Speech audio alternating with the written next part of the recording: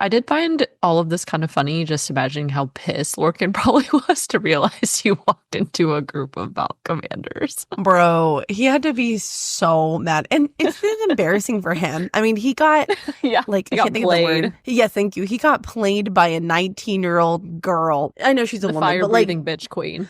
Exactly. A But to 19-year-old him, she's basically a child. He got played by a 19-year-old fire-breathing bitch queen child. And how embarrassing for him.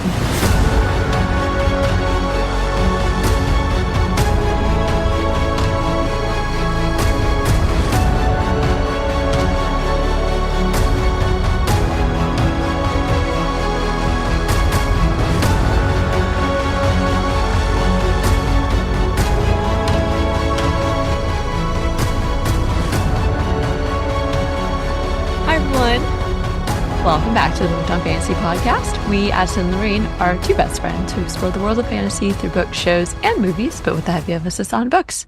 Today we are discussing Queen of Shadows, chapters 35 through 41. We are so close to something big, and I am itching to get into the next set of chapters because we ended right before the meeting with Arobynn.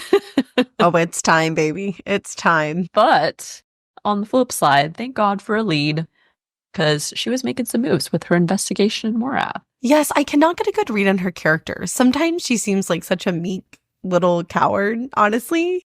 But then she's so clever. And then she does all these things that are pretty extraordinarily brave. And so I'm like, wait, are you brave or not? I can't tell. And are you just doing this literally for survival out of necessity? I can't get a read on her, but thank God for her.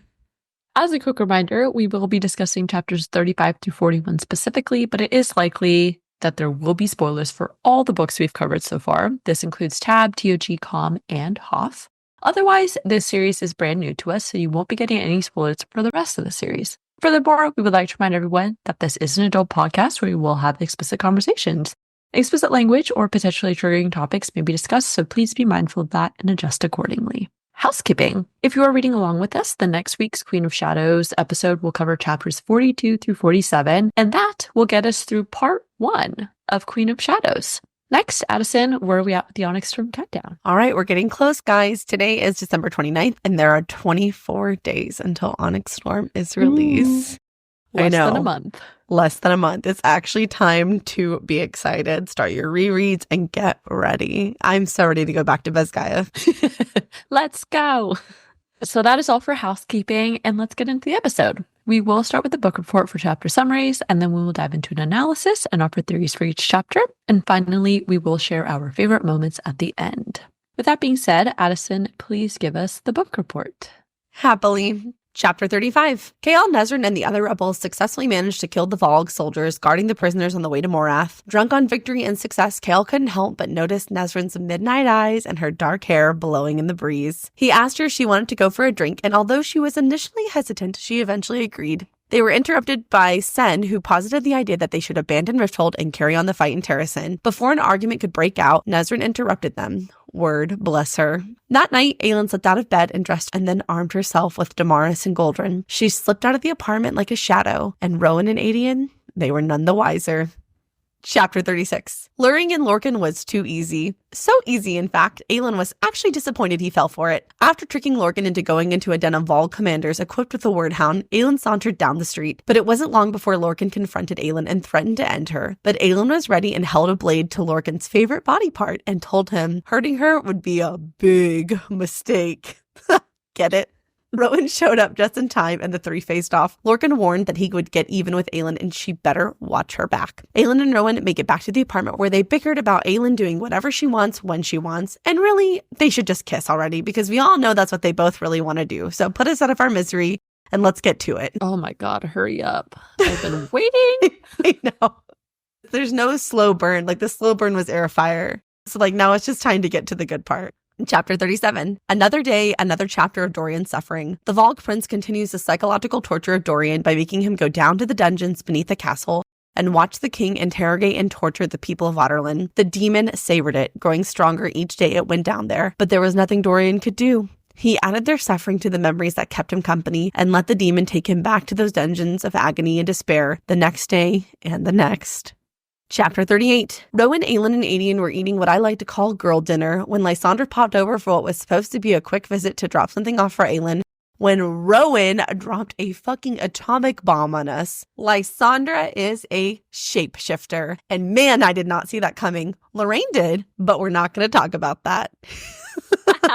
Lysandra told the group about her life growing up and ever so carefully tested the waters with Aelin to see how she would feel about shapeshifters being free in the world once magic was unfrozen in Aurelia. Lysandra departs and she and Aelin have a brief and somewhat cryptic conversation about what is planned to go down at the Assassin's Keep in 2 days when Arobynn calls in his favor.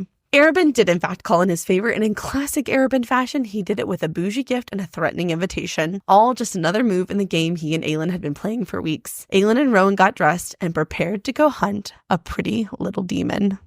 Chapter 39. Aelin and Rowan were successful in their hunting of a Valg commander. After a quick and informative interrogation, they learned that the rings are what allowed the Valg inside, and the human Stefan, who was trapped, begged to be killed. So Aelin agreed, but first he had to do something for her. That night, Aelin awoke drenched in sweat, and it was only seeing Rowan real and alive and well that calmed her racing heart. But she did not go back to sleep. She had one more thing she needed to do. It was almost 4 a.m. when she came back, and Rowan was practically breathing fire because he was so angry. But before he could even pick a fight, an exhausted Aelin had fallen asleep. Rowan wasn't pissy. No, pissy didn't cover a fraction of it. Trying to shake off the rage, Rowan decided he would make some tea, but was interrupted by Aelin. They agreed to fight after she drank her first cup of tea, but Aelin threw a curveball into Rowan's fight plan and asked him to go with her to Sam's grave. Aelin and Rowan went to Sam's grave. Aelin left 3 pebbles, 2 for the years since he had been taken away from her, and 1 for what they had been together. And then she told him all the things left in her heart that she never got to tell him. And then Addison and Lorraine started bawling. But there wasn't time for tears, because tonight would be the last night Arobynn Hamel spent in the land of the living. Or so we hope. Ooh. Chapter 40. Elide enacted her plan to get into the chamber where the Yellowlegs coven was being held. Much to our disappointment, the poison was not for Vernon, but instead for the laundry ladies, just enough to make them sick so Elide could volunteer to help in the laundry room. Her plan went off without a hitch, except for the part that when she beheld the horrors in the secret chamber, she could not stop vomiting. Manon commanded Elide to report, and so she did. She told Astrid, Sorrel, and Manon about the demonic monster babies she saw and how the Yellowlegs witches were basically being tortured. This prompted Astrid to absolutely lose her shit on Manon, and things went from bad to worse very quickly, quite literally ending in bloodshed. It was only pure luck that Astrid was able to walk out of the room. Afterward, Elide bandaged Manon's arm, and they had the first real conversation about what lengths they would go to find their way back home. Chapter 41. Aelin stared at the bottle of amber liquid that smelled of almonds. One last move in the game with Arobynn that would end tonight, and then everything would change. She steeled herself and reached for the oil. While Aelin dressed, Rowan and Aedion had a brief conversation about how the evening would go and how they would work together if Aelin decided she wanted them to dispose of Arobynn. Then it was time for the games to begin. Rowan was struck stupid as he beheld Aelin in that black velvet dress with a golden dragon embroidered on the back. But Aelin wasn't the only one who cleaned up nicely. Rowan didn't look so bad himself, and our girl definitely took notice. Rowan offered Aelin his arm, and the two set off into the night. And that concludes the book report. Wow. What a picture Wow. couple. Well, except for them, they're going to the Assassin's Keep to meet one of the worst people alive. But yes, the circumstances were different. This is not homecoming. They're not going anywhere fun. Nope. Well, thank you for the book report. And now let's get into the analysis. And of course, per usual, we do have some overarching thoughts. All right, so let me just collect myself because I'm going to have to eat it this episode. I'm going to say it here and now. It's possible that I may have been wrong in disagreeing with Lorraine's speculation that Lysandra had some kind of animal form. It's possible. And okay, we're going to move on from that. So the next No. Not so fast. Oh my God, the way I screamed. Excited. No, I'm not going to rub it in or anything, but you should. No, I was just really excited to discover that this is what she had, because I mean, it's crazy. It's been mentioned so many times that shifters exist in this world, but we had yet to meet any of them. Well, that's not true. We have met a shifter. The spider silk merchant. The spider silk merchant was a shifter.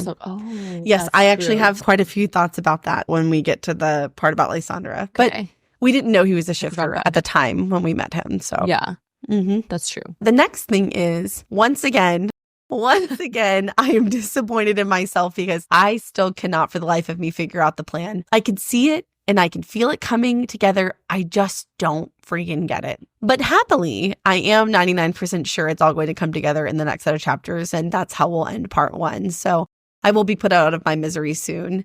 The only thing I've still got going for me is I'm still convinced whatever she's doing at the bank has to do with the amulet and or getting Arobynn's money so they can pay for the war in Terrasen. Yeah. Other than that, I have no idea what I they're had gonna no do. freaking idea. I was like, I know it's going to lead to something, but I have not put any pieces together. Same. It's just ain't nothing up here but a bunch of rocks. You know what I mean? All right. And last, I'm just giving you all a forewarning. Surprisingly, this set of chapters prompted an emotional and thought-provoking response from me when it came to the witches. We will, of course, talk about it more when we get there, but I'm really starting to become invested in the witches, and not just how they fit into the storyline and how it affects Aelin's story, but as an independent entity in the book. I almost feel like I could do a standalone with them. Obviously, making a big assumption here that at some point their paths are going to cross with Aelin. That seems pretty likely. But the witches themselves, like their backstory, their culture, their history is really starting to take root in its own separate story for me. And I'm like really invested. I want good things for them. I'm really invested in them getting home and like figuring out what to do about the king in the future. And also, once again, Asterin. Yeah. I just really feel like there's something going on with Asterin, or there's more that we're going to learn about her or something because of her particular attachment and her always prodding and questioning Manon specifically. And I'm like, how did she get to be that way? Because her and Ghislaine are the two witches that act much different than the rest of the witches, it seems like. So you have to wonder what's going on there and what happened. I've liked Asterin since the moment I met her. I knew there was something good about her. I just don't know specifically what it is yet, but I'm very pro Asterin. So that concludes our thoughts, and now let's get into the analysis, starting with chapter 35. Fresh off a Valg slaughter, Chaol thinks they'd done this. Together, they'd saved these people more at once than they'd ever rescued before, and with no loss of life beyond the Valg, though he was bothered by the fact that Nesryn had paired off with another rebel for the attack. Oh yeah, I bet he was bothered. Chaol's thoughts during this section definitely gave off vibes of, maybe I want something more with Nesryn. For example, when he thinks her midnight eyes were bright, and even with her face splattered in black blood, her smile relieved, a bit wild with the thrill of the fight. Their victory was ... beautiful. And I was like, whoa. At no point did I know where that sentence was going to go. You know, that's how you really feel, Chaol. Right. But something about that just screams to me there's been this subtle shift in how he perceives her. Like something is starting to change. Oh, it's because of Aelin and Nesryn. How Nesryn's kind of just like, all right, whatever, Chaol. She's indifferent, and he's bothered by that. He wants her to care about it, and he's going in for the chase now. Chaol likes a woman who plays hard to get. I will say that. I guess so. Seems like it.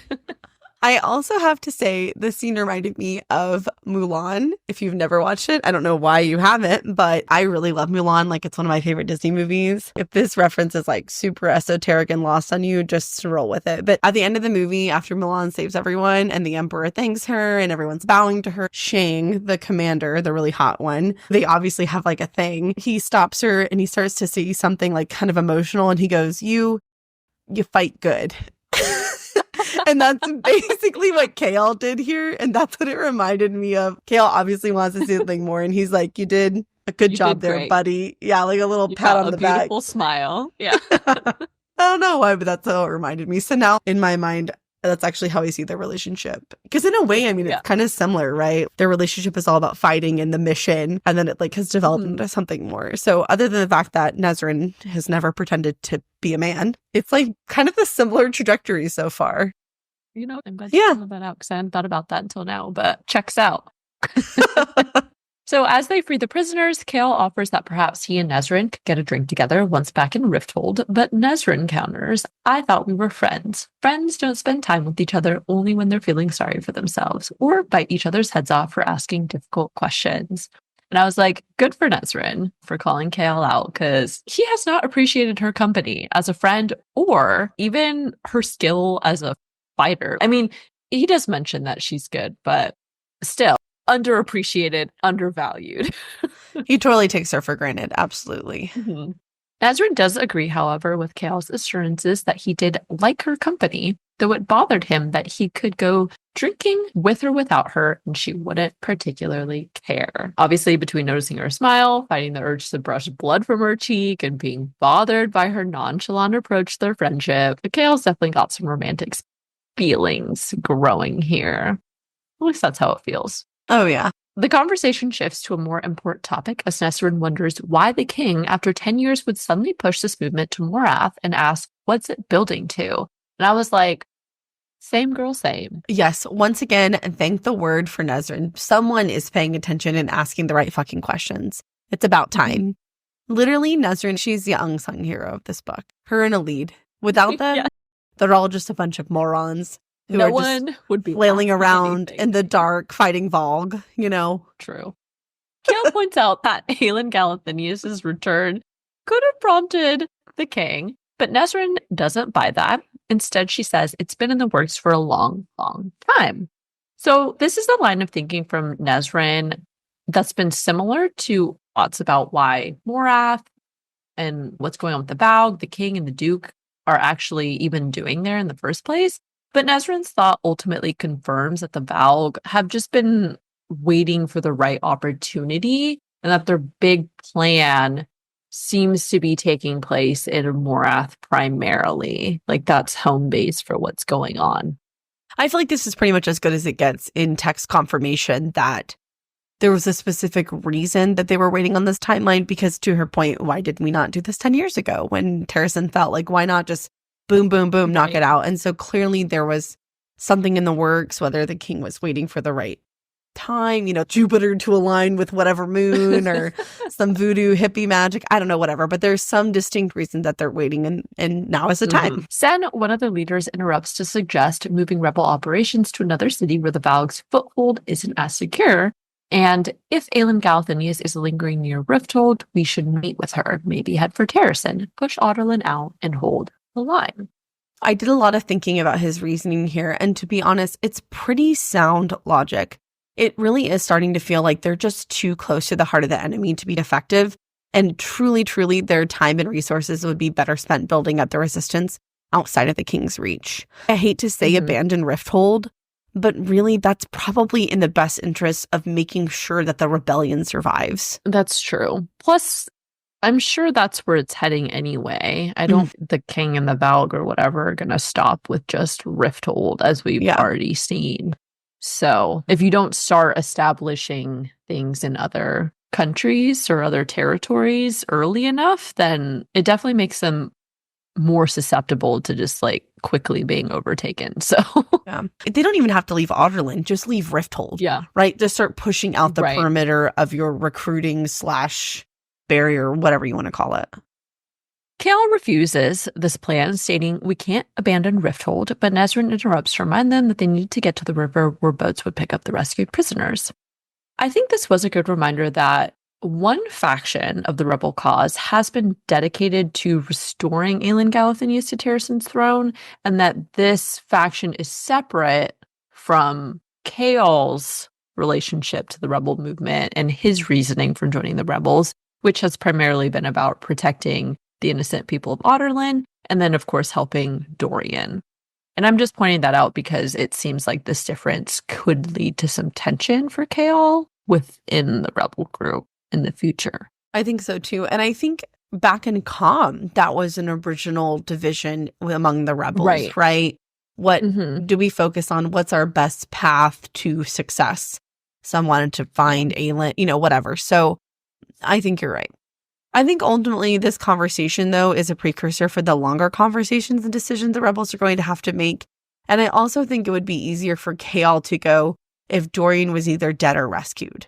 I think that's a big part of Chaol's hang up, because I do think that Chaol is probably a pretty decent strategist, right? I would guess, just based on his background, his history, and his training, logically, he probably knows that's like the most sound military decision, right? He was captain of the guard. He managed all the king's forces, security, etc. So he has a pretty good working knowledge of allocating resources, energy expenditures, etc. I really do think a lot of it comes down to Dorian. He doesn't want to abandon Dorian. I think that's a good point. Everything just leads back to hope. Hope. As Elide would say. That pesky little Hope. To get back. That's right. To get back Hope to Terracin, Hope to kill save Arobynn. Hope. Also, this is just totally a side note, but where are they ultimately sending the rescued prisoners? Are they just going to send them to other cities for now? That's my understanding, yes. I think very similar what they do with Madame Florine. They're just like literally getting them anywhere and everywhere. Even if it's just like further down the coast, to Melisande or Finera, or just the further away from Rifthold, the better. After this, we check in with Aelin, who has gotten up in the middle of the night for another secret mission. And this time she takes Damaris and Goldrin with her. She sneaks out without disturbing Rowan or Adrian, and it's described that she is no more than a shadow. And I was like, Queen of Shadows indeed. Yes, I thought the same thing. But also, we see that Rowan wakes up later and finds her as she had hoped he would. But I was just thinking, like, why not plan for that? Why leave yourself potentially vulnerable by intentionally not letting Rowan or Adrian know? She had like banked on the fact that Rowan was gonna come find her later and help with the Lorcan situation, because obviously if he hadn't, it would have turned out pretty bad, I think. I don't know, I just feel like that was one thing that she probably could have told them about, but I'm sure she had a reason for it. I thought the same thing. I'm like, girl, you were hoping Rowan would show up when he did, so why not just tell him? But honestly, she was worried they would stop this plan from happening in the first place, because it was pretty risky. Yeah. I think Rowan would have been like, you're not going to lure Lorcan into some kind of trap and then, face off with him. Yeah. Because it's pretty obvious from the next chapter that Lorcan is extremely deadly. He's absolutely lethal. Oftentimes, I feel like Aelin's risk assessment is not very good. I don't think she really knows who she's dealing with, but Rowan does. And so she's probably like, just trying to stop me and, whatever. So, yeah, fair point. All right, so that concludes chapter 35. Moving on to chapter 36. We quickly learn Aelin used Chaol and Nesryn's reports to figure out exactly which sewer entrances Valg commanders used to speak with the word hounds, and it turns out they preferred the most ancient waterways, rather than the more filthy main tunnels, which obviously same. And apparently, these Valg are a little bougie too. Lorraine would be a bougie Valg, that's for sure. Me? I feel like you would be the bougie. Oh my god, absolutely. No, yeah. I would be doing no sewer work. I would be working in the Glass Castle, 100%. On the throne. On the throne, that's right. I'd be the leader of the Valg, whoever that is. That would be me. So speaking of funny things, something about this plan was actually pretty funny to me. I could just picture her having a conversation with herself, pretending to be herself also. Yeah. I guess she's pretending to be Rowan or another male. I'm not really sure, but I just picture her being like, I have the other key. And then like shifting over and be like, what did you do with it? Go back and forth and sustaining that for a period of time. And it's just really funny to me. She cleverly follows a Valg commander into the sewers and plants info traps by pretending to have a whispered conversation about having the key until she reached the crossroads where Valg commanders would meet their wordhound overseer. So first off, this was obviously fairly risky, but also very smart. And second, this confirms wordhounds are above the Valg commanders in rank. So now I am inclined to believe that the clock tower gargoyles are real life Valg infused things like you were saying. See, I'm not entirely sure the Valg are in them, because I was wondering if they're just imbued with some kind of magic that animates them, and then the king, quote unquote, drives them, so to speak, and uses them as his eyes and ears in the city. Because the only encounter we actually see with the word hound, it's the king's voice. So I don't know how much autonomy they have. Maybe there's a Valg in there, and then the king can like take it over for a period of time to communicate. Honestly, I feel like this is going to be something that we wonder about. In reality, like, doesn't matter at all. It's not going to be relevant in any way. Probably. I'm not going to dwell on it for too long, honestly. No, you're right. I gotta. No, it's a good on. It's a good question. I just feel like it's going to be one of those things like it's interesting to explore, but ultimately the word hounds are never going to come up again. Yeah, true. Having successfully accomplished part 1 of her plan, Aelin sneaks back out of the sewers, and it's then that we learn part 2, which involved letting Lorcan track her into the sewers, where he would be met with a den of Valg commanders and a wordhound. This plan comes to fruition shortly after her sewer exit. I did find all of this kind of funny, just imagining how pissed Lorcan probably was to realize he walked into a group of Valg commanders. Bro, he had to be so mad. And it's been embarrassing for him. I mean, he got, Yeah, I he got can't think of the played. word. Yeah, thank you. He got played by a 19-year-old girl. I know she's a The woman, but fire-breathing bitch queen. Exactly. A But to 19-year-old him, she's basically a child. He got played by a 19-year-old fire-breathing bitch queen child. And how embarrassing for him. He should be embarrassed. A little while later, Lorcan is indeed very pissed as he slams her into the wall of an alley. She sneaks a peek at him, and Lorcan is described as having cruel features beneath a dark hood, along with onyx eyes matching shoulder-length hair and elongated canines. He sounds scary. And this doesn't sound like hot scary, he just sounds scary. I don't know. Something about the pitch black eyes always just reminds me of demon scary. You know, it's not even like glimmering eyes or something. It's just like pitch black, dark holes for eyes. Like no irises. Endless dark. Yeah. And that's creepy. I gotta be honest, he did sound kind of hot scary to me. How did I know that was going to come up? I know. How did I know? Really, though, he just seems like an actually mean, dark version of Rowan. Like, Rowan is a Sour Patch Kid, tough, sour exterior, but gushy sweet on the inside. Lorcan actually does just seem like mean and scary as hell, honestly. What's the candy equivalent of that? Warheads. Just actually gross. Just like those, warhead yeah, like it doesn't lemon get more sour palatable as you go. Like it's never enjoyable. Lorcan the Warhead. That sounds about right, actually. Yeah. So Lorcan threatens to kill Aelin, but she flicks out a blade right near his groin and says, "Immortality seems like a long, long time to go without your favorite body part. Big risk to take, isn't it?" I also have to point out here in the book, the word big is italicized, which is meant to draw emphasis to that word. As we learn later, when Aelin is joking with Rowan, this is very intentional humor, and I loved it. I thought it was very clever and well placed. Lorcan ends up moving away, sneering that Rowan was probably still warming her bed, but Aelin baits him into sharing some intel by asking, "Did you kill all of them? There were only 3 by my count." Lorcan goes on to reveal that there were 6 Valg commanders, and one of those stone demons had shown up in the sewers.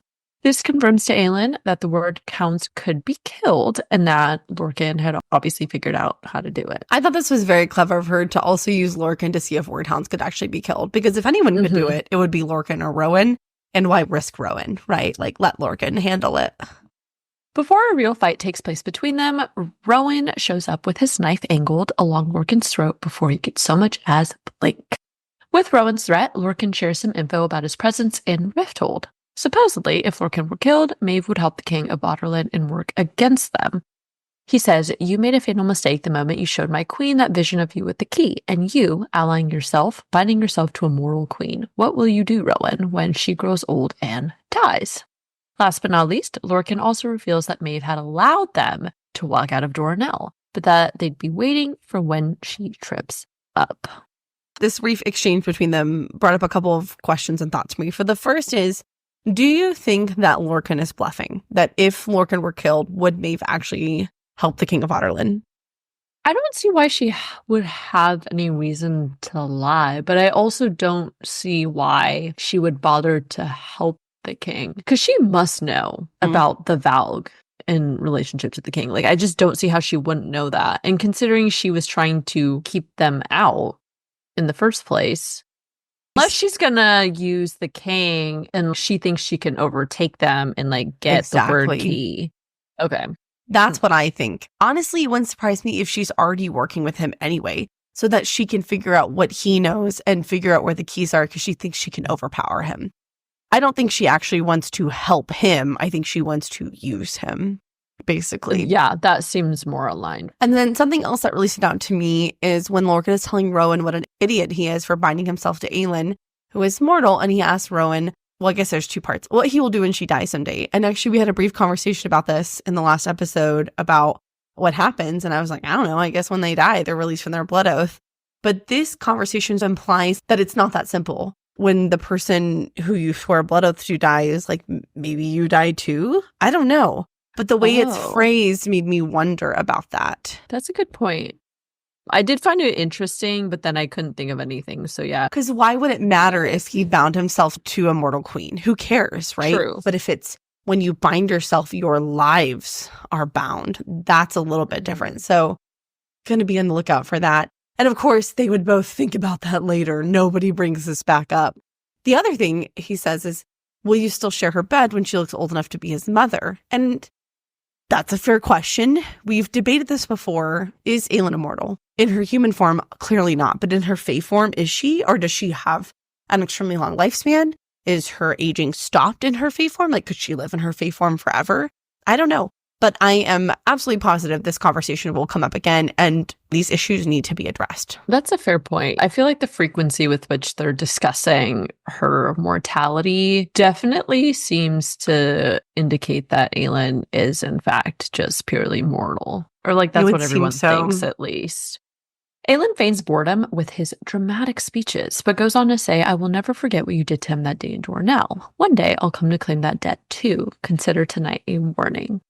As we kind of just touched on, I do ultimately wonder what Maeve's long-term plan is here. Does she really think that she's going to take the Valg? What is Maeve's ultimate angle, and how is she going to come into play when shit really starts going down? Back in her apartment, we learn that Aelin hadn't even been sure Lorcan would show up and fall for her trap, but Rowan warns her, you're lucky scraping you is all he did, before insisting she tell him if she decided to pick a fight with Lorcan again. Rowan also states it's not just your business, not anymore, then goes snarly protective fae male as they have another mental conversation where Aelin insists, let me do these things on my own. The conversation turns more serious as Aelin considers her future aging, and they discuss Lorcan's grudge against her now. Rowan says he forgets and forgives even less easily than you do, especially when someone threatens to cut off his manhood. Yeah, Lorcan is definitely going to come up again. Obviously, he's in Rifthold, but I think he's going to become a larger part of the story. I honestly have no idea how or what they're going to do to resolve the Lorcan issue. As long as he's still bound to Maeve, that seems like a problem. But I think that we're going to continue to see Lorcan pop up. He's just come up too much now. Right. I'm just curious if Rowan's been questioning things about his blood oath to Maeve, and he has ultimately decided that if he had the choice earlier, he probably wouldn't have served under Maeve, right?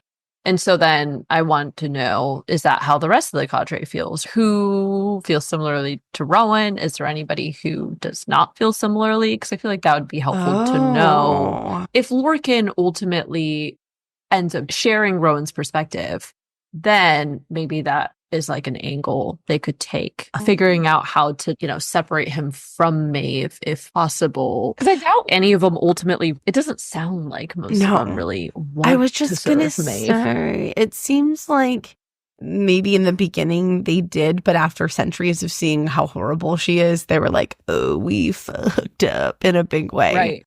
Because I'm sure they don't have a Maeve, choice. yeah, I'm sure Maeve can be very charming and clever, and I'm sure it can be very deceitful and draw you in, because you're talking about very powerful females, right? Immortals. Mm-hmm. Maybe she enticed them all with some kind of bargain. She was able to get to the heart of like, here's what you really want. You want your mate Lyria to be protected. And like, that's how she trapped them. I don't know. I am curious about the origins of how they all ended up in her group, but I assume they all hate her. I would agree with that. Fuck Maeve, am I right? Fuck Maeve. All right, moving on to chapter 37. This was a very brief chapter, and we start with Dorian's perspective. On this day, we learn that there are several people being held in the cells of the dungeons below the castle. Per usual, Dorian couldn't remember any of the people or their names, but he was forced to watch as prisoners were interrogated. Specifically, he thinks yesterday, one of them, young, handsome, familiar, had recognized him and begged. He'd begged for mercy, insisted he knew nothing, and wept. And I wonder if this particular person will come up again later, just because he's pointed out specifically in the chapter. So if / when Dorian is ever freed from the Valg, he may be able to say, oh, I remember random person, this happened or whatever. It did prompt the idea also that if / when they can get Dorian free, he is going to be an invaluable wealth of knowledge about the Valg, what their goals are, how they do things, what's happening. And so from like a very selfish perspective, I hope they save Dorian so we can get some fucking information, because I still feel like I don't know anything. Like at the end of the day, I really don't know what's going on. Yeah, we just haven't had enough information about the Valg. But I was almost thinking that this person, not only are they going to come up again, but maybe we've already met them. Maybe it's a character we've already been introduced to as a side character, and that's how the person recognized him and everything. I just have no idea who it would be at this point because we didn't get enough details. I wonder how Brello and Ress are doing. I'm a little worried about them. Haven't heard from them in a while. I know. I hope they're okay. They're not. They're probably not. Dorian notes that the king never asked them any questions, but every day he continued to watch as the chambers filled with the reek of burning flesh and the coppery tang of blood, which the demon in him savored and used to grow stronger with each day. They went down and breathed in their pain.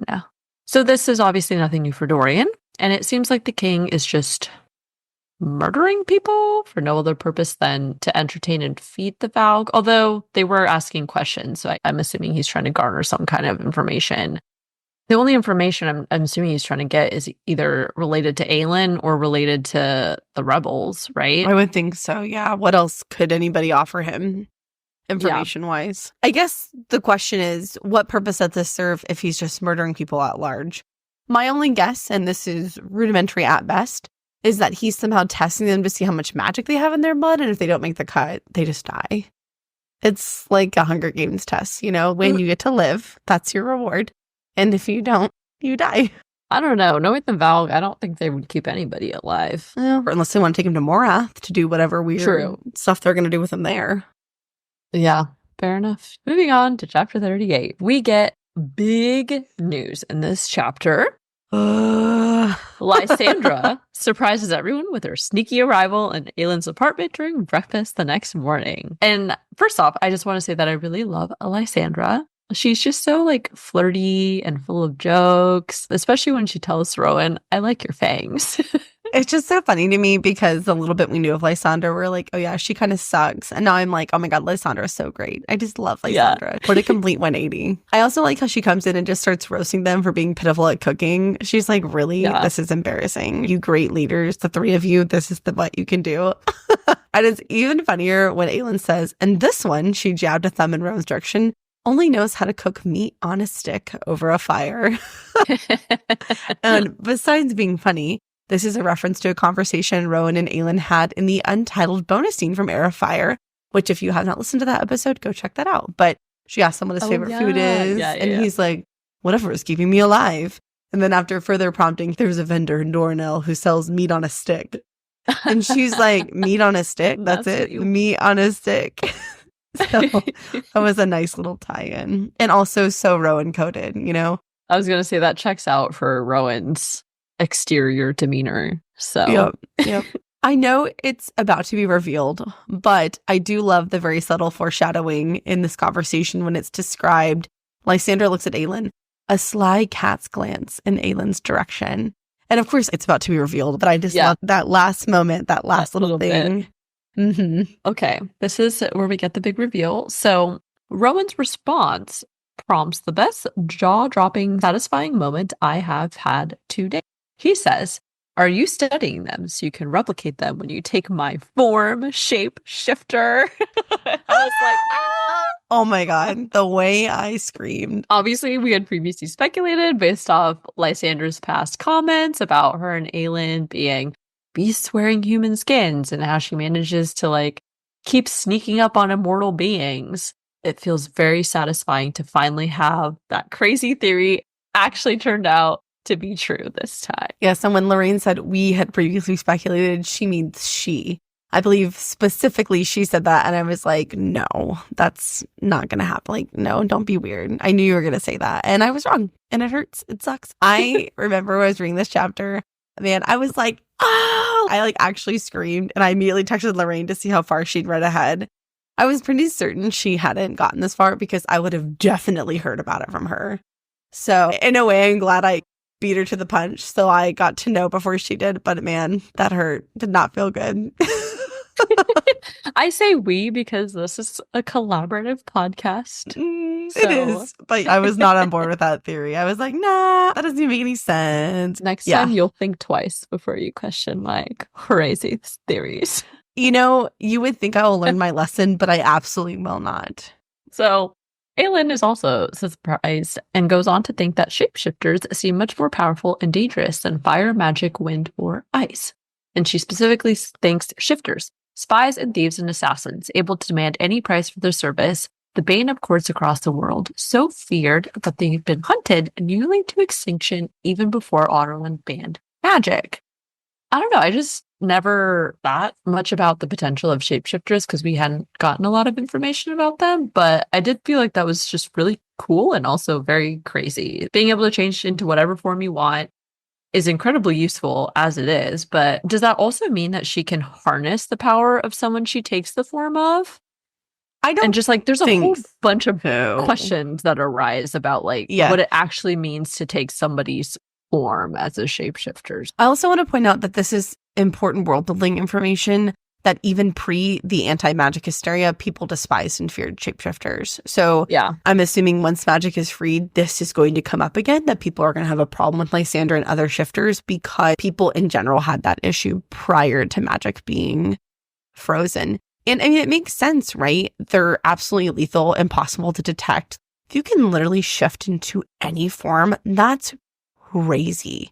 You could literally pretend to be the king of Otterland, you know? All you have to do is get close enough to study their features. Like, it opens a lot of lethal doors. Lysander discloses no one, not even Arobynn, knew, but she asked Rowan how he figured it out. And his response was that her scent was the same as the shifters he'd met centuries ago. So first off, I wonder how many shifters still exist and who those shifters Rowan met were. Also, I keep thinking about Maeve and how there's that line about how she wore many skins. And could it be that Maeve is actually a shifter too? I think we talked about it briefly before, but that would be quite the turntable if you ask me. The turntable. Actually, that's a really good call out. That would not surprise me if that turned out to be true. It just seems that Maeve has some really unique special powers. And since it seems that shifters in general are rare, and we know they were basically hunted to extinction, the fact that she's been able to maintain that shape-shifting form would really come in handy and be pretty fucking lethal, to be honest. So I kind of forgot about Maeve, honestly. Like, she was all in Heir of Fire, and then I was like, oh yeah, Maeve still exists. So I kind of want to know what she's up to. Yeah, what is she doing over there? You know, across the seas. I'll have to switch for like, where is Arobynn Hamel? What is he doing? And I switch it to Maeve. Like, where is Maeve? What is she doing? What is she doing? Where has she been? What's her next move? Exactly. This whole conversation about shapeshifters brought up for me the spider silk merchant from Tab, who we later learned when Manon went to steal the spider silk, that very same merchant was a shapeshifter. It's been quite a while since we talked about him, but we did speculate he would come up again. And I still stand by that, actually. So that's the only other shapeshifter we quote unquote have been introduced to. We didn't know at the time in Tab. And of course, we have not seen or heard from them since. And maybe they'll never come up again. But I think you and I are on the same page that that person's going to come back up. That merchant was important. I know. And thanks for the reminder, because I totally forgot about him. So even though he's so important. I don't know why, but that just like really stood out to me. And I still think about that. I still think those damn Stygian spiders are important. Like, those are going to come back up. Yes, the Stygian spiders. They had a whole song written about them. So the Stygian suite. Mm-hmm. So with this reveal, Rowan and Aelin seem mostly unconcerned, but Lysander takes note of Aelin's silence, and Aelin thinks a moment to sort out one friend from another. The friend she had loved and who had lied to her at every chance, and the friend she had hated, who she had kept secrets from herself. Hated until love and hate had met in the middle, fused by loves. So I do understand that Nehemia lied, but to this day, I still don't understand why Aelin was just so incredibly angry at her, and despite her doing the exact same thing, essentially. I know she thinks that she could have stopped Nehemia from dying if she'd known, but at the end of the day, none of them can really afford to disclose all information to people unless they can guarantee those people are trustworthy and uncompromised. And by that point, I just don't think Aelin and Nehemia really do each other well enough. And of course, I still to this day have a lot of questions about Nehemia. Well, the great irony of all that is that Nehemia knew who she was the whole time. True. So it's like all that for nothing. But overall, I think this is just a really tricky emotional situation to navigate. You're really splitting hairs on what is acceptable lying. I think ultimately it stems from Aelin feeling very angry and betrayed that Nehemia orchestrated her own death and abandoned her. It's not just about the Right. lies, but it's about the action she took. I did appreciate Aelin processing this very quickly because Mhm. Lysander did lie, but it is very different. In a way, Aelin and Lysander's lies are two sides of the same coin. They lied about Yes. their true identity for their own safety and protection. So I'm Mhm. glad that she was able to work through that and be like, no, it's okay. This was an acceptable lie. Lysandra goes on to tell everyone about her life growing up, and every time we get background on a new character, it honestly never fails to upset me. They all have like really tragic backstories, and I guess that's to be Dude. expected, but just all this Did- collective trauma between all of them is Oh enough my to put me in God. therapy just thinking about it. Did no one have a happy childhood? Was the world really None a of them. good place before the king took over? Like, is it that much worse now? Doesn't really seem like it, honestly. Lysandra figures her shifting genes were passed down via her father, and she discovered her magic at the age of 5 or 6 years old. Ooh, okay, so one of my favorite tropes has re-entered the chat. You know, with Aiden, we didn't know who his father was until the last set of chapters, but we're back in the game again. The unknown identity of a parent. Lysander says, it wasn't my mother, so my father must have had the gift. She never mentioned him or seemed to miss him. So immediately I was like, well, that's going to come up later. I actually thought, what if her father is a spider silk merchant and that's his relevance to the story? Because he is a shifter.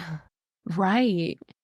I mean, that's the only other shifter we've met. Of course, it could be anybody else. I guess technically, well, no, never mind. I was like, Gavriel's a shifter, but he's Fae, and all Fae can shift. So shape-shifting, all Fae can shapeshift, but not all shapeshifters are Fae, if that makes sense. So anyway, whatever. Yeah. But I'm just going to stay here now. So when I'm right, I can be like, yes, I told you. No, I actually really like that. Wait, Yeah. I had not thought about that at all, but that's Yeah. crazy because it's so rare and it has to be Exactly. passed off. So, And even if that isn't the case, I do feel like her father will be notable and who he is will come back up again. It just Yeah. has to. yeah. Name a fantasy book where one of them doesn't know who one of the parents are and it never comes up again. It's not done. That's the trope. Bookmark it, folks. We're going to come back to it later. We'll think about that later.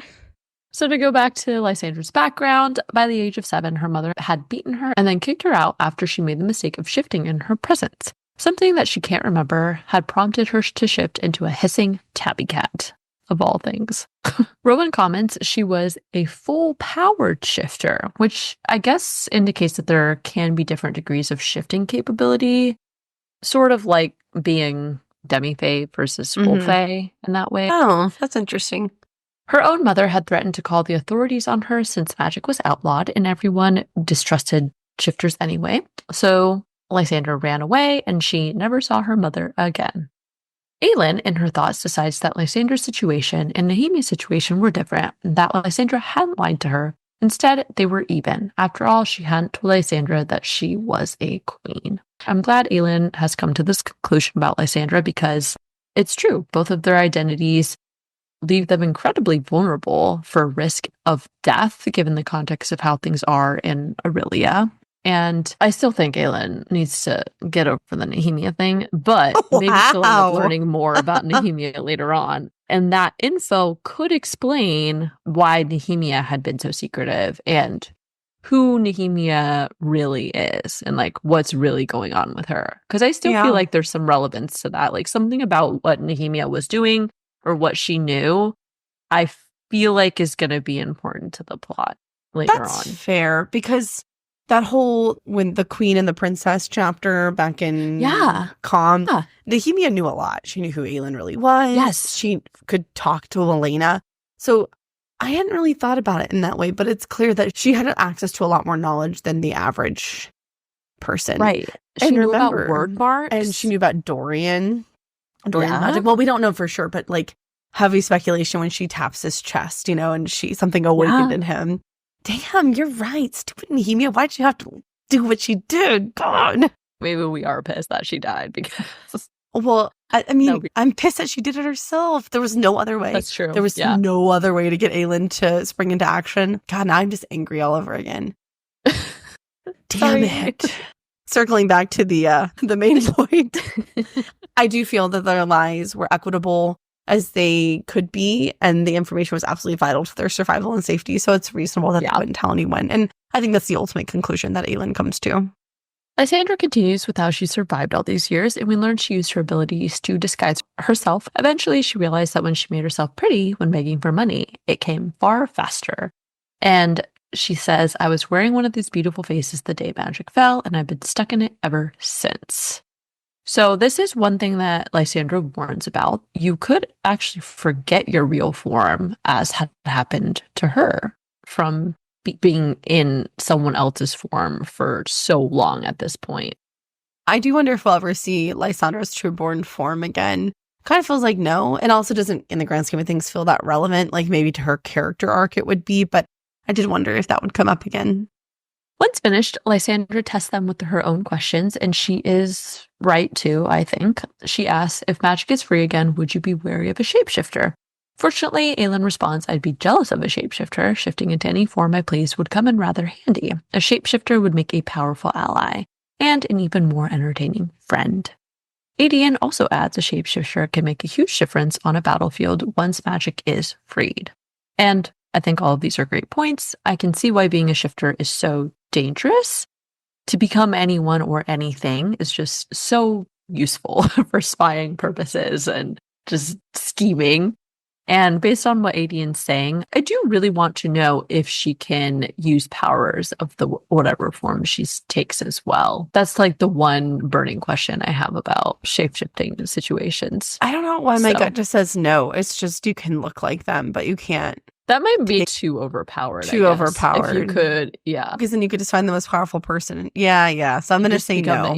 Okay. I'm going to say no. Think about it. It seems too powerful. Too much of a good thing, Yeah. Eventually, the true reason for Lysandra's visit is revealed, and she warns him that Arobynn was planning on calling in his Valg commander favor tomorrow. I also want to know what was in the sack that she gave Aelin. Remember, she hands her a sack and then it's kind of glazed over. I had no ideas. Not even a hint of an idea. I didn't either. Okay. I thought maybe it's like clothes or something. Or I don't know what she could give her. Disguises or something, but maybe, other than that, nothing. Apparently all of them were expected to come, and Lysandra also states it likely was a trap in some way or another. He wants you to deliver it and then join him for dinner. And I was like, immediately no. Bad news bears right there. Arobynn for sure has something up his sleeve. I just don't believe he's going to let them give him the Valg and then leave in peace, especially since he knows about Rowan. Oh, yeah. Probably that he's Fae and stuff. Arobynn's always scheming, so nothing is ever that simple with him. Absolutely. This has bad news written all over it. All I can think is that Aelin knew this was coming and it's all part of her big plan that has yet to be revealed to us, but I don't know. I don't like it. I don't feel good. Aelin has similar thoughts, and she figures it wouldn't be poison, as Aelin had suggested. She knows whatever Arobynn had planned, his favorite part of scheming laid in the power he could wield over them. Aelin then walks Lysandra out, and they have a private conversation away from Rowan and Aelin. Lysandra asks if Aelin was mad for not telling her, but Aelin assures her she understood her secret could have gotten her killed, and says, I wondered if I did something wrong, something to make you not trust me enough to tell me. And I was like, Aelin, let's not forget it's been like a month since y'all have become friends. And also, she used to threaten to kill her, so I don't blame her for not telling her everything about herself. I appreciate the fast and true friend trope, but I'm like, I'm not going to trust you with the most sensitive information about myself that could literally have me killed at a moment's notice. Like, girl, we ain't been friends that long. But I will say, to be fair, they have known each other since they were children. So even though they didn't like each other, they probably still have a pretty good developed sense of who each other is. And so that probably kind of helps fast track the friendship, right? It's not like they just met. And they have a lot of shared experiences at this point. Yeah. A common enemy will do that to friends. Aelin goes on to mention how dangerous it had been for Lysandra, especially with the Valg guards, noting how she kept turning away and hiding behind Arobynn when they were back in the pits. I'm assuming this means that the Valg can tell who she is, too, in the same way that Rowan could. I was a little confused by this because it seems like the Valg can sense magic in people's blood. That was the whole thing with Ren. Chaol, Nesryn, and Ren went to go fight some Valg, and the Valg just honed in on Ren because he has magic in his blood. And I'm like, how did they not pick that up on Lysandra? Like, how close do they have to be? So I thought that was a little odd, but I would assume, yes, it's because they could sense it if they got close enough to her or whatever. I also thought it was sweet that Lysandra says, even before I knew who you were, Aelin, I knew what you were working toward. It was worth it. A world where people like me don't have to hide. Their conversation ends with Lysandra's assurance that as much as she wanted her revenge on Arobynn, she didn't mind if Aelin did it because she wouldn't hesitate, and she found that comforting. Next morning, Aelin receives an invitation for her and 2 guests to arrive for dinner at 8 p.m., as Lysandra had stated, so Arobynn could finally call in his favor. The invitation was accompanied by a box as well that contained almond-scented skin oil that Aelin would have to wear. And I was like, barf. First off, the word skin oil. I don't know what it is about that, but it just sounds gross for some reason. It makes it sound like it was extracted from Arabynn's personal skin oil glands or something. I was like, stop saying skin oil. Ew. I'm so undumpy right now. It's gross. I don't know what I'm like. Why can't you just say perfumed oil or something? Why do you have to say skin oil? Okay, yeah, it's gross. He's gross. Everything's gross. This conversation is gross. I'm gonna get you some skin oil for your birthday. Oh gosh, don't you dare. I'm gonna throw it in the trash. Especially if it smells like almonds. Just kidding. I won't, but... Yeah, you will. It's okay. Respectfully, no. I mean, it feels like a very intimate gift, right? Honestly, when you say skin oil, I think of like massage oil. Oh, that's true, yeah. For like a special time for you and your significant other. Special activities. Yes. And for someone who's never declared himself as father, brother, or lover, to give that to a teenage girl feels a little odd. Yeah. Sure does. Sure does. And then second, the whole concept of using it as a power play is just gross. And I'm glad Aelin is disgusted by the thought of Aelin wearing that skin oil, because I agree. They figure Arobynn already knew about everyone's status, but they go on to decide the logistics of catching a Valg guard. Much to Aelyn's dismay, Aelin commands him to stay home because his injuries left him at risk for infection if he went down into those nasty sewers. And I agree. Aelin asks if Lysandra could be trusted, and Aelin responds they'll find out later, though she thinks she wouldn't know if Arobynn was using her. You really do have to wonder how much or what else Arobynn knows, because we know he's been keeping tabs on everyone. And so mostly I'm just worried for Lysandra, because she's on her own with Clarice, or at the Assassin's Keep. Yes. I don't know. I'm just worried. Feel very anxious for Lysandra. Aelin's thought here is exactly right. There is a very good chance that Arobynn could be using her, and Lysandra is none the wiser. Like, she doesn't even realize that she's being played. Happening. So it does make me very nervous for Lysandra. Before they head out into the city, Rowan and Aelin exchange a mental conversation, and for the first time, it's commented on by Dorian, who says that we'll never stop being strange.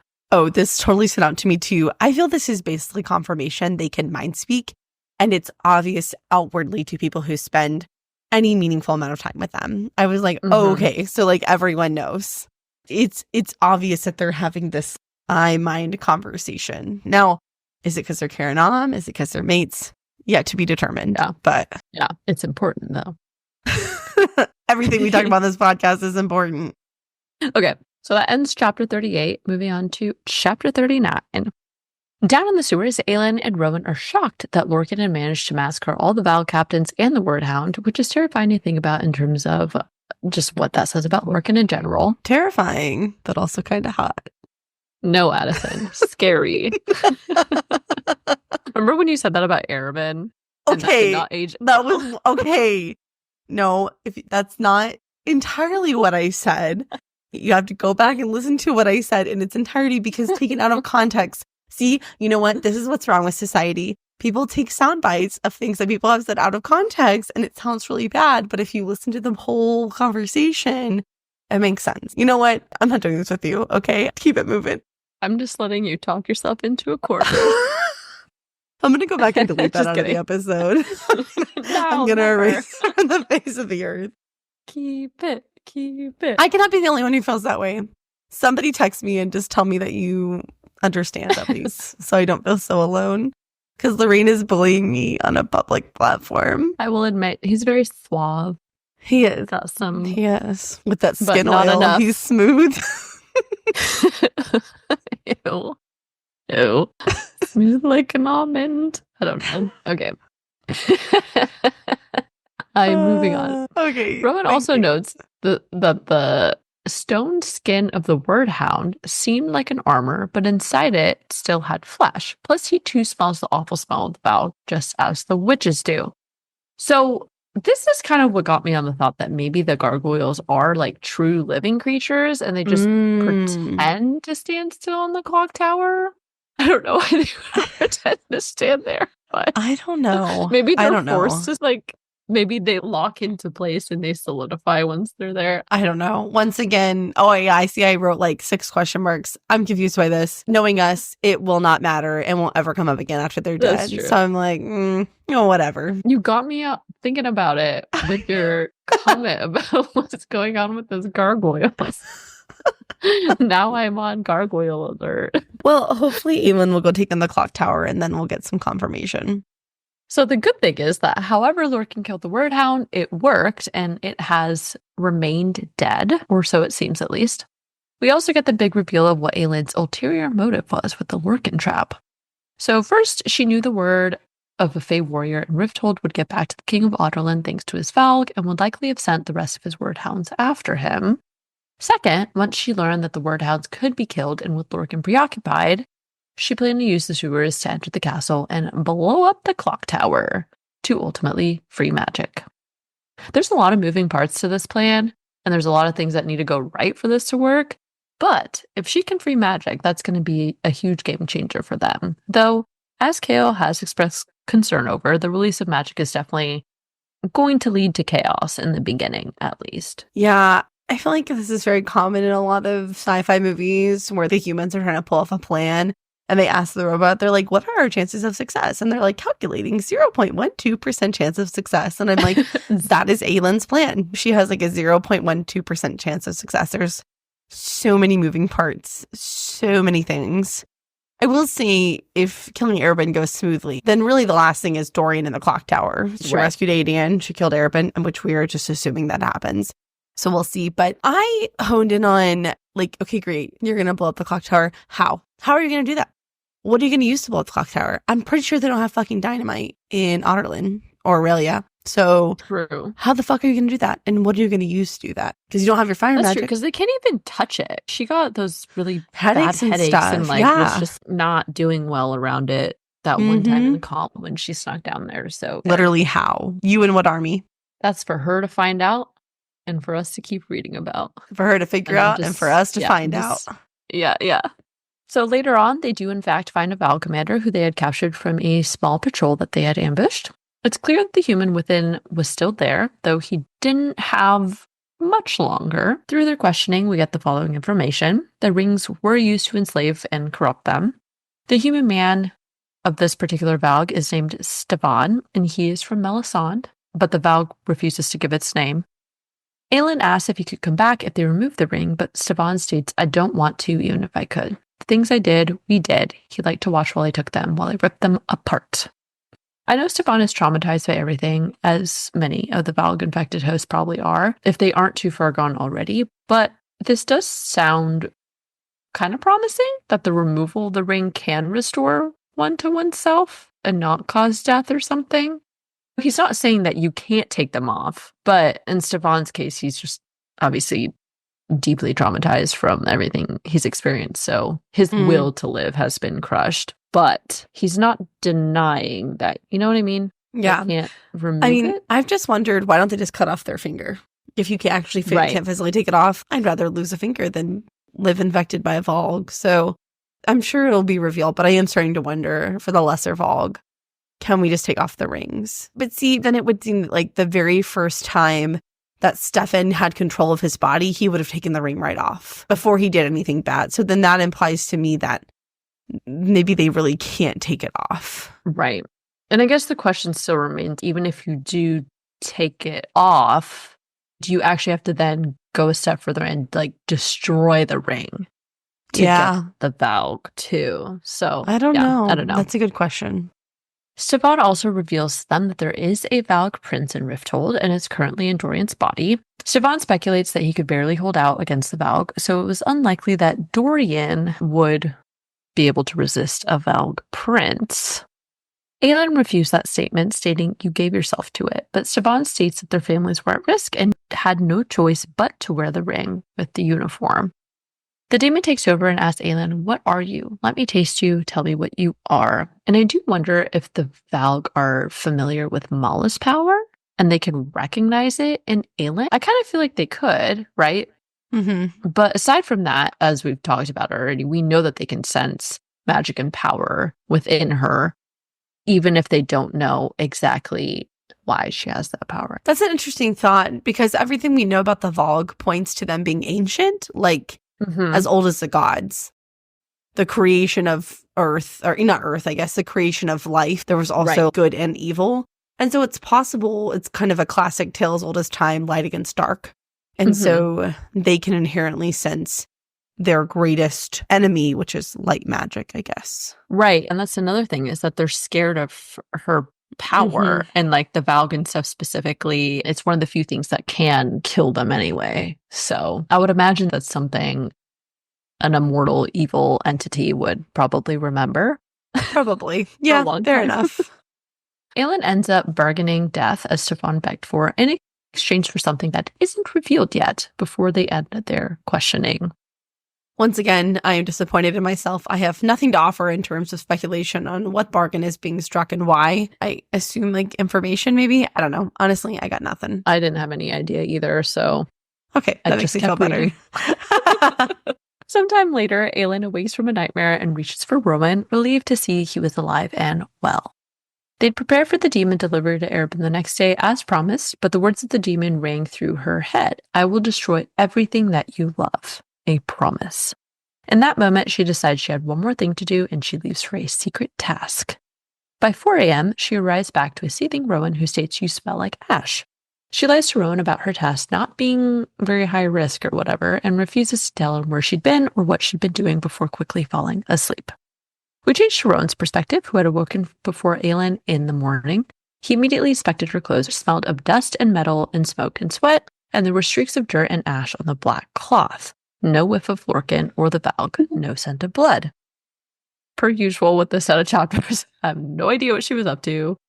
Did she go and burn something because of the ash detail? Like, obviously, why else would you have ash on your clothes unless you went to burn something? But aside from that, I'm like, what would she be burning and why? Oh, yeah, same. I'm like, what the hell did she go burn down? And for what purpose? Despite his anger at her for not telling him where she'd been and endangering herself, he was satisfied to see that she'd fallen asleep in his shirt. Ooh, yeah, it was. Rowan leaves the room and thinks he dealt with young rulers before. Maeve had dispatched him to enough foreign courts that he knew how to get them to heal, but Aelin, this task, whatever she had done, required even him to be kept in ignorance. And I was like, Rowan has met his match, to say the least. Yep, I thought the same thing. He may have dealt with young rulers, but he has never dealt with Aelin Ashriver Galathynia. That's right. Fire-breathing bitch queen. Fire-breathing bitch queen. Aelin comes out and quickly shuts down Rowan's discussion attempts until she had her first cup of tea. And I just think it's funny that tea in this world is kind of like their coffee.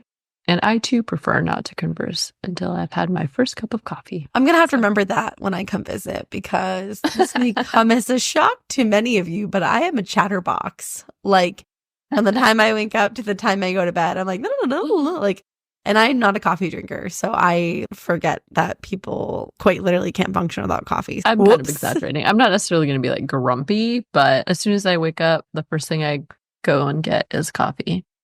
For sure. So I don't think I've ever seen you grumpy before. Like, literally never. But I don't believe you. You're too good-natured. It can happen. Rowan sets aside his frustration for the time being, and Aelin asks him to accompany her for a grave visit before their meeting with Arobynn later. And it turns out the grave they're going to see was Sam's. Aww. I thought it was lovely that Aelin wore a spring grass-colored tunic and thinks the clothes Sam would have wanted her to wear reminded her of life. With a fistful of pebbles she found on the way, she reaches his simple, clean gravestone that had Sam Cortland, beloved, written on it. And apparently Arobynn had left it blank, which is so disrespectful of him. Yes. Fuck Arobynn Hamill. For real. But Wesley kind man, had arranged for a tombstone carver to come and write those words on it. I also loved her thought, beloved not just by her, but by many. Sam, her Sam, and how they go on to place 3 stones on his grave, 2 for the years since he'd been taken from her, 1 for what they'd been together. Yes, I know we talked about this last episode, but I still just love this custom of leaving stones that are eternal instead of flowers. And shout out to one of our listeners, Tracy. She actually messaged us and let us know that that custom is embedded in Jewish culture. That is something I did not know. So I thought that was really cool. Yeah, I like it too. As she sits down, it's also noted she feels the sun warmed her hair, a kiss of heat along her scalp, a trace of Mala, perhaps, even here. And I was like, Mala is always watching for her. And I love that. Thanks, Mala. Thanks, Mala. Aelin continues on to tell him everything that had happened. She also says, I never told you how I felt, but I loved you, and I think a part of me might always love you. Maybe you were my mate, and I never knew it. Maybe I'll spend the rest of my life wondering about that. Maybe I'll see you again in the afterworld, and then I'll know for sure. But until then, I'll miss you, and I'll wish you were here. Oh my gosh. I actually did tear up when I read that. Me too. For those of you that have been listening for a while, I've stated that I didn't quite feel totally devastated by what happened to Sam because I just didn't feel like we got enough time with him. Yeah, we didn't care at all. Over time, having these thoughts and feelings expressed from Aelin has been important because it continues to help the memory of Sam live on. And then it also continues to build, I think, our connection with Sam as a character. I think it's through Aelin's continued connection to him that we also grow to love and appreciate his character more. And I've finally hit that point now where I was like, oh, okay, I understand now. I feel the exact same way. But I thought of one other thing. I think seeing Rowan place a stone somehow makes it hit home more, right? Rowan, who is the mirror to Aelin's soul, recognizes the absolute importance and value that Sam brought to her life. And even though probably he's a little jelly, that they had a thing, right, still wants to pay his respects for who he was to her. And I think that kind of makes it hit home a little bit more too. Also, I can see why some people enjoyed reading Tab after Hoff.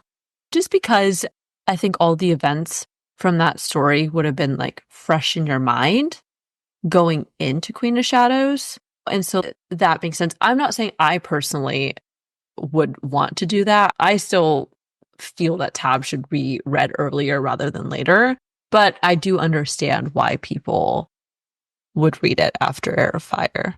So nah, you people who read Tab after Hoff, you're crazy. Okay, you're unhinged. No, go back and listen to The Assassin in the Empire because I think I gave a TED talk about how you should read Tab first. No, this has happened to me several times. I've gotten a lot of my close friends to read TOG and they're like, okay, which book should I start with? And I'm like, okay, let me explain to you in great detail. And it's super a lot of context so I can explain to you why you should do this. And they're just like, oh, okay. Because I feel very strongly about this.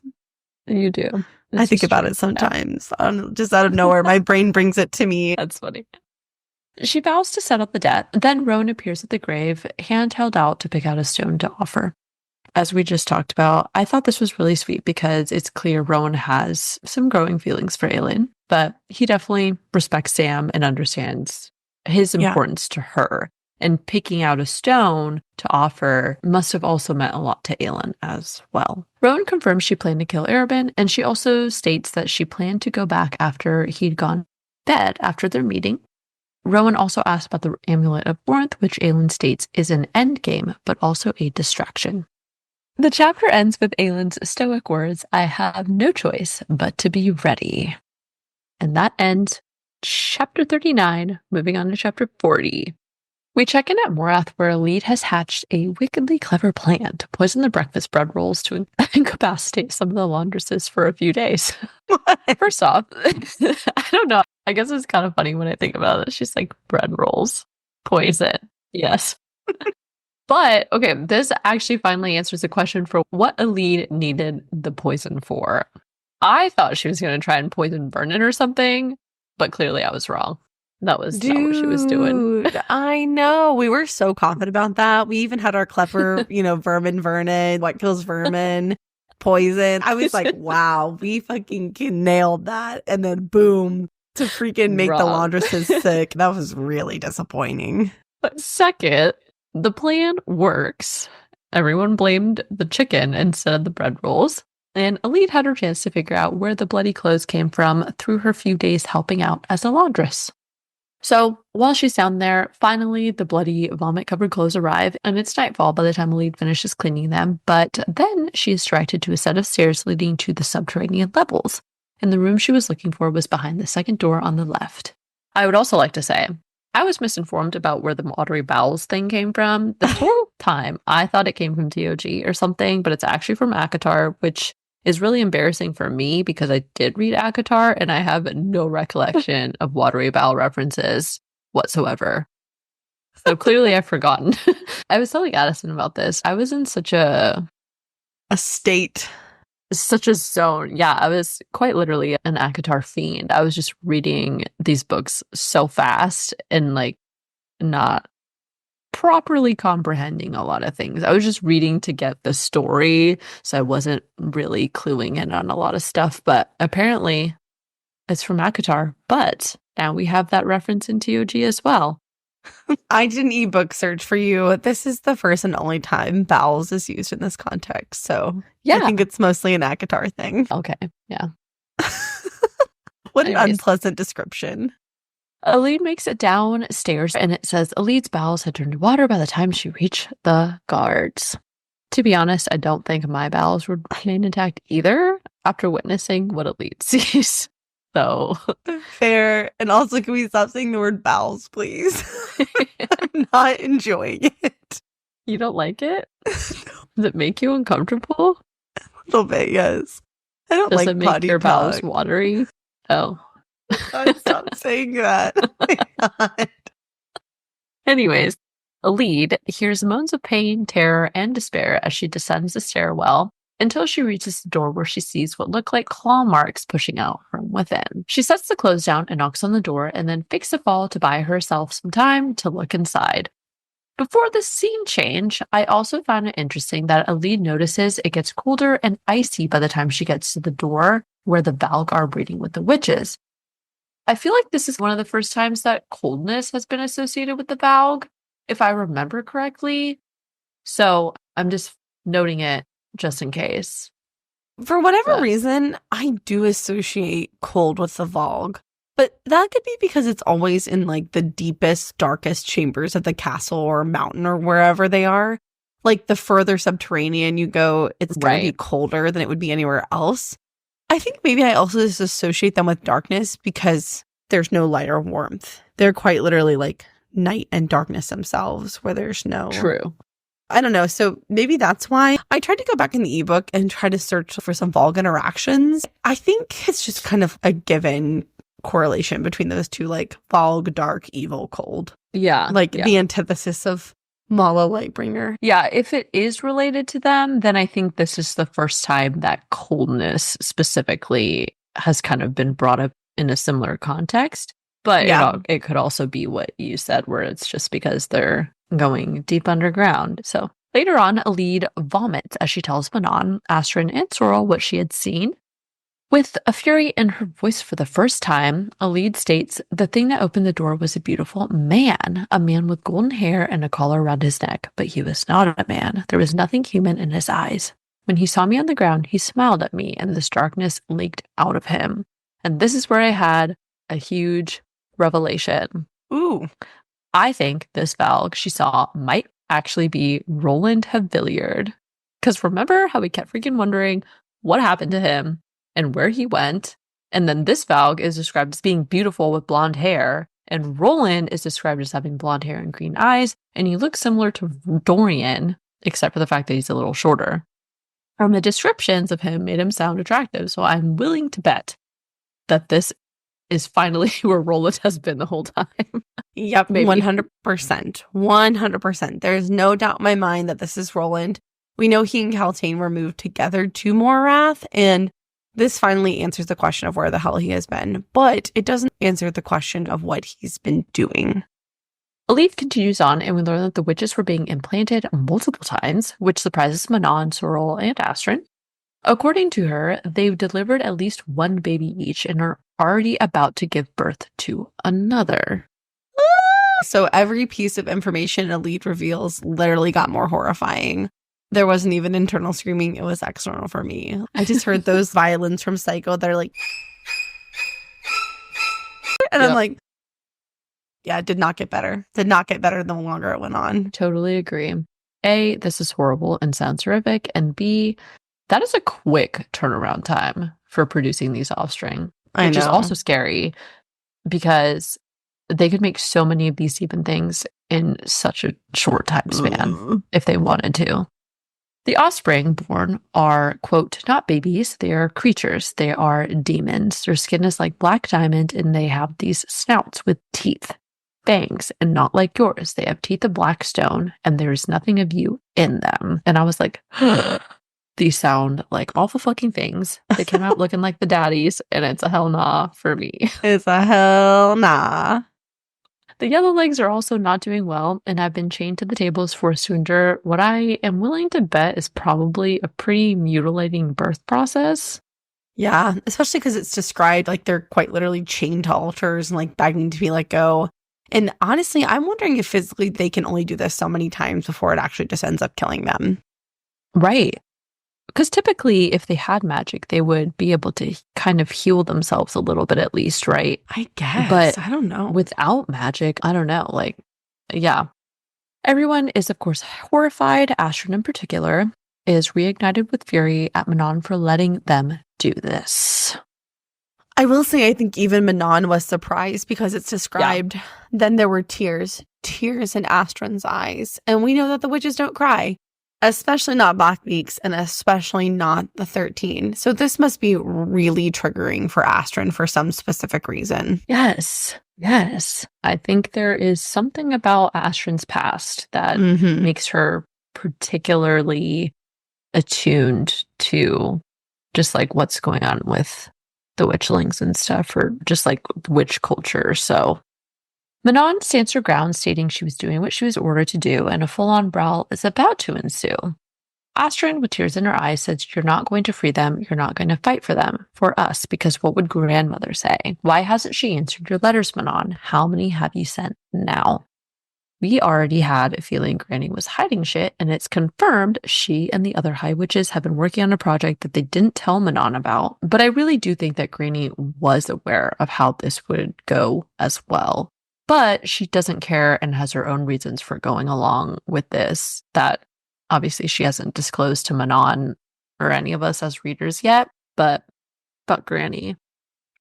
I also continue to appreciate Astrid in her willingness to question and oppose what's being done. Yeah, me too. To be honest, I kind of like Astrid more than Manon at this point. I know. Manon is sort of falling out of favor with me. She's just not doing anything. She doesn't even seem that upset. She's letting everybody else do the questioning and figure out what's going on. But then she still wants to like maintain control and order, which I get because it's not like you can let all of this get to chaos because chaos is not better. But I do want her to make a more concerted effort to figure out what's going on and do something about it. So yes, just do something. Do anything.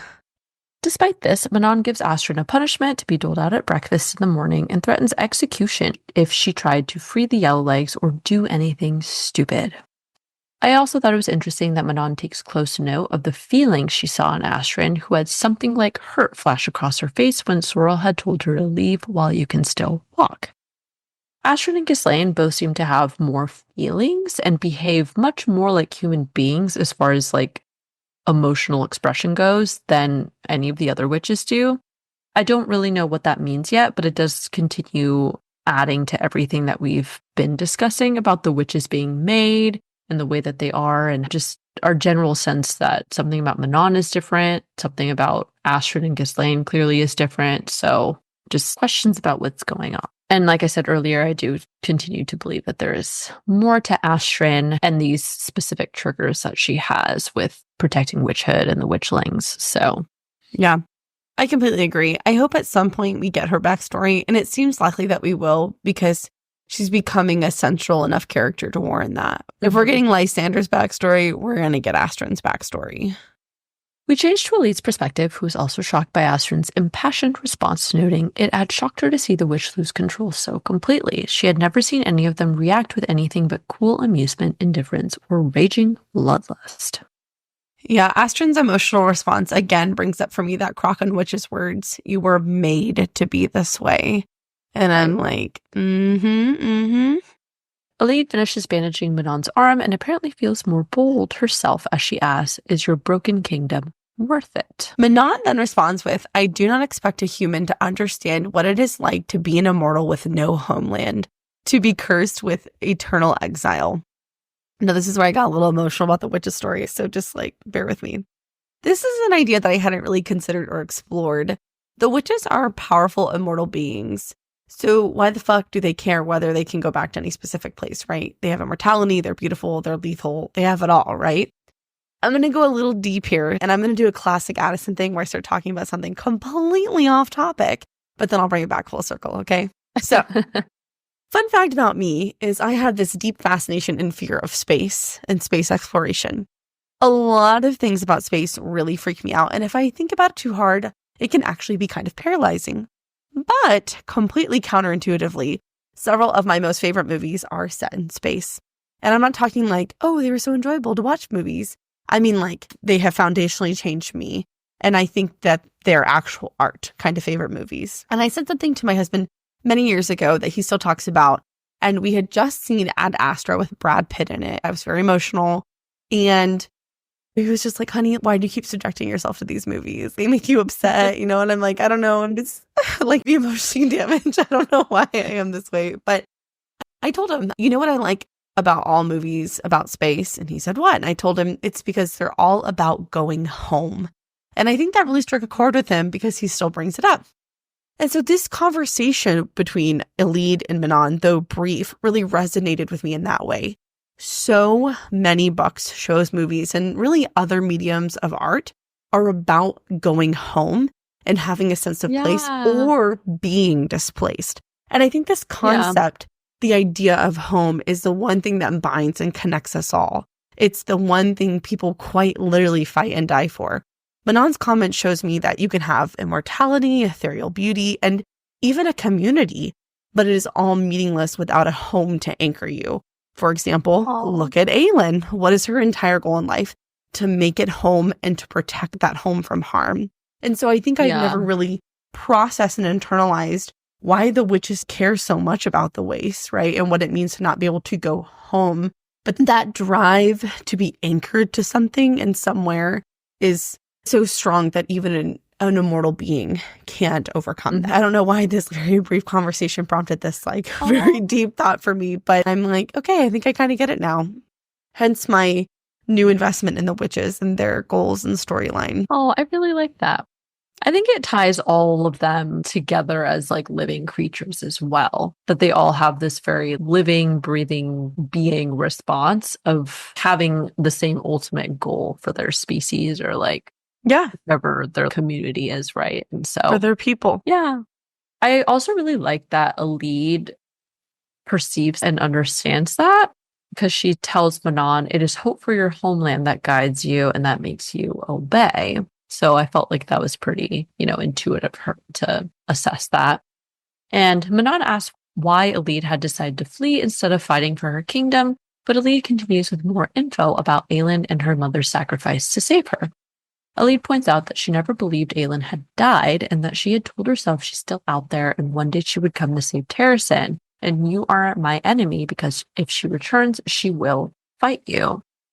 I was curious about whether she meant enemy just because they're witches or because the witches have now sided with the king. I'm assuming because the latter, because we know Brandon himself had decided to give the witches the wastes as a kindness. So I don't necessarily think it would be purely just fae versus witches or anything like that. So no, I think it's just because of their alignment with the king. Elide continues to state that she thought one day Aelin would come to save her and rescue her from the tower Vernon had locked her in. And she says, "Even though she never came, I can't let go of that." Hope is such a powerful thing, but I do think it's cool how at their core, everyone just wants to be free, basically, right? Everyone wants a home, as you pointed out, and they all want to be free of control from something else, right? Elide, like many others in the story so far, has experienced many awful things, but she continues on because she believes that one day everything she'd endured and that her parents had sacrificed will have been worth it. She basically needs Aelin to be alive and to free Terrasen because that is her path to freedom and returning home, as well as you had said. I think this conversation just circles back to the idea that both Manon and Elide have made the choices they have in hopes of getting back to the one thing in their lives that's worth fighting for, and that's home. Yeah. And I think this is especially true for Elide, who recognizes her own mother sacrificed her life for Aelin, who was their only chance at saving, you guessed it, her home. Manon asks Elide if she would fight with Aelin if she was alive, and Elide says she would fight to get her, but there are lines I would not cross because I don't think I could face her if I couldn't face myself for what I'd done. I was just kind of wondering what she meant by that. What has Elide actually done? Because as far as we know, she's been locked in a tower against her will and has been a prisoner for the last 10 years. So I'm like, what do you mean? I don't think she's done anything as of yet. I think what she means is there are certain moral boundaries she won't violate, like killing someone or whatever else that may be. Because for her, engaging in a heinous violent act to get to Aelin to do the quote unquote right thing doesn't justify the behavior. The ends don't justify the means. And so if she does immoral things to get to Aelin, she feels like she won't be worthy of Aelin and Terrasen and all that because she will have tainted her soul. She won't be worth saving. That makes sense. Before the chapter ends, I also find it interesting that when Manon asks Elide if she thinks monsters are born or made, Elide redirects it to her and says, I'm not the one who needs to answer that question. Again, very perceptive of her, and it's true. Manon has been undergoing this rethinking and reframing of the truth behind what the witches are doing and who they are and, you know, what it means to be an Iron Teeth witch. Ultimately, her answer to that question is going to be what defines the new path for the witches in the future, I think.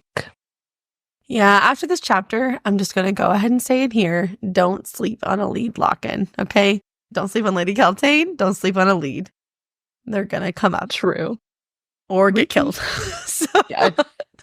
And that now ends chapter 40. Moving on to our final chapter, chapter 41.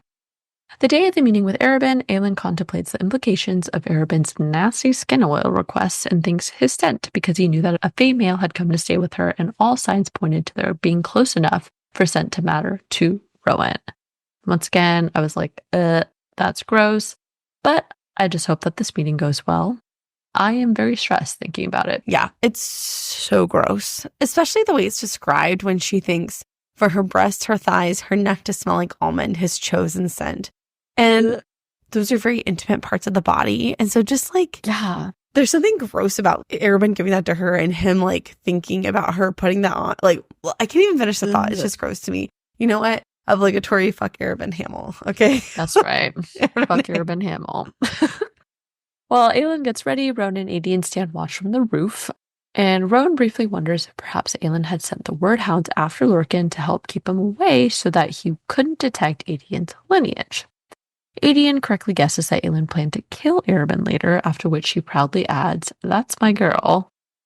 And then Rowan probes him with two questions. One, what if she spares him? And two, what if she told them to take care of it? Aedion's responses pass the test, with him agreeing that in the end it was Aelin's decision and that he'd hope Rowan would join him in taking Arobynn down if required. The final question comes down to who would get to kill Arobynn if asked, and Aedion states, "You took the blood oath, I get Arobynn's killing blow." I did wonder if Rowan has any extra plans to trap Arobynn or something later. I would hope someone would, because they definitely should be making plans A, B, C, and D for someone like Arobynn. But aside from that, once again, I love the dedication that they both have to Aelin. More like plans A, B, C, D, E, F, G, H, I, J. You're going to want to go pretty far into the alphabet. All the way through the alphabet. Yeah, then you may want to go to like A, B, B, you know. But yeah, I'm enjoying Rowan and Aedion's peace or truce or whatever you want to call it. It seems like their path for the most part, the alpha female bullshit. Now they're just on the same team, which I like. Just before they are ready to depart, the Valg commander are locked away in the trunk of a carriage outside. Aelin emerges and takes Rowan's breath away with that black golden dragon dress. Ooh, so I'm super proud of myself because I was 100% right. That dress would come back up again, and it did in fact, but I was also 100% wrong because it came up extremely quickly, and it wasn't just for Rowan or a coronation or some other important event. So I was kind of like, oh, well, that came up a lot faster than I thought it was going to. Yeah, I didn't think the turnaround on that was going to be so fast, but same. I'm glad it did, though. The dress is a tight black velvet one, but I did find it interesting that she uses golden bat-wing-shaped combs that rose above either side of her head like a primal headdress. So I point all of this out because A, we had talked about that dress being important somehow later, and this seems to be why. And I also did wonder if Aelin intentionally chose to wear it to assure Rowan that despite the skin oil that she had to wear for Arobynn, this was like her way of reassuring him since they talked about the dress together. Oh, yes. Mm-hmm. Yes, I think so. And then B, bat wings, bat voice. It's probably not related in any way, but I still thought it'd be fun to point out. So, and then C, primal headdress was just interesting wording because primal means essential or like fundamental, and it's related to the Latin word primus, which means first. As we've seen, Aelin is the heroine and seems to be the key to whatever's going on. And along a similar line, she is going to be the first to do something, and perhaps the first to banish the Valg from Aurelia permanently. Maybe, hopefully. Ooh, okay. Yeah, I'm liking this. I'm liking this train of thought. Yeah, I don't know. I also like that Adian wore a green tunic, and that's the color of Terrasen. It's just symbolic because everything that they're doing obviously is for the future of Terrasen. So Rowan cannot help himself and looks over her with what Aelin swears is hunger, ravenous hunger, flickering in his eyes. But she announces that it's time to go for demons and dining. And that's what I call having dinner with my in-laws. Yay. No, totally kidding. Just kidding. My mother-in-law is lovely, and my father-in-law actually lives in another state, so we don't see him very often. So just in case they ever listen to this and it gets back to them, totally joking. Maybe dining with your children. Hey! Just kidding. I think that's I'm not, that was a generic comment. I know. Children. I was going to say think dining with children in general. The thing is, at least my kids, like, they're good at dinner. It's just, they always need something. Mommy, can you get me a white paper towel? Mommy, can you get me something to drink? Mommy, can I have more of this? You know, like, they still need help. Fair enough. Yeah. I'm not being serious, just to be clear, guys. She is. Lorraine hates children. No, guys. I don't. No, she doesn't. We used to be teachers, okay? You can't be a teacher and hate children.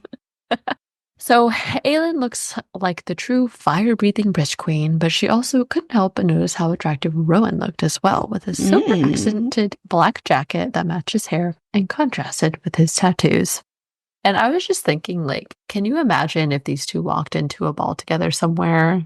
It would be game over, hands down, best dressed. And I don't think I'd be able to stop staring at both of them. Oh, my dream is to see them at the Met Gala. I think they would break the internet. Ooh, they could totally rock some kind of dynamic duo thing. You're right. Yeah. Mm-hmm. But to close out this chapter, they exchange a joke and a wink before heading out to the carriage. And that now concludes our analysis. Stay tuned for the actual Arobynn meeting next week. Which will hopefully be the last meeting with Arobynn. Oh. All right. So now we just have our favorite moments to share. So one of my favorite moments, the first thing is in the chapter with Lorcan.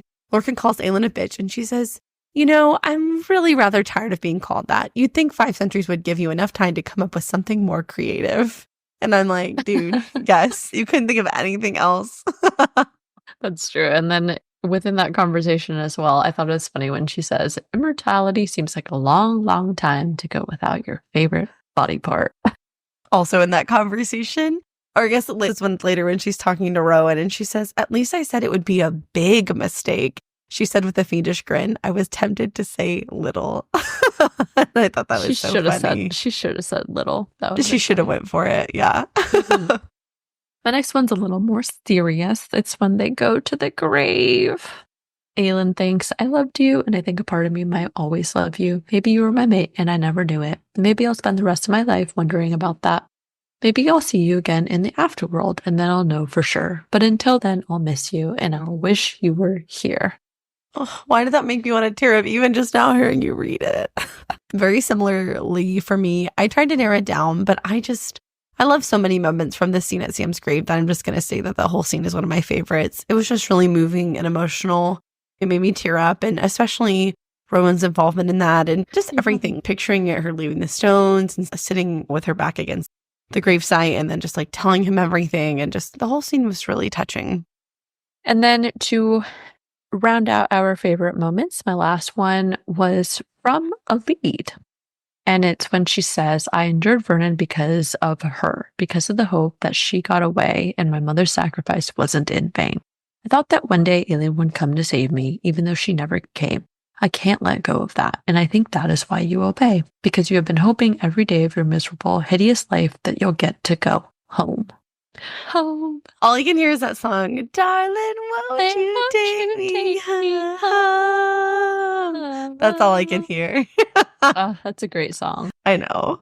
And yeah, that now concludes our episode today. So thank you all for joining us for another episode of the Book Dumping Fantasy podcast. As always, we are so glad you found us. So please leave us a review, subscribe to the podcast, and check out our social media pages to keep up with us on a daily basis.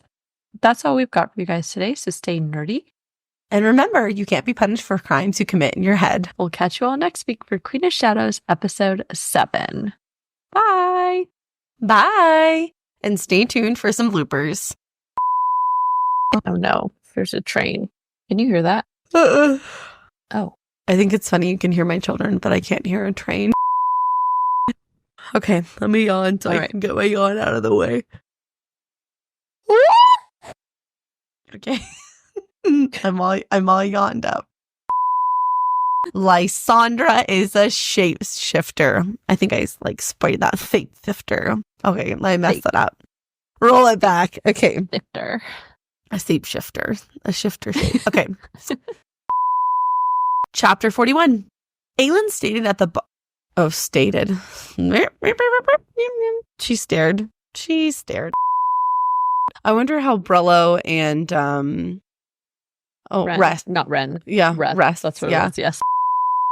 She never mentioned him or seemed to miss him. She or seemed to miss him. Rowan appears at the stone, a hand held out to pick out a stone to offer. Hold on.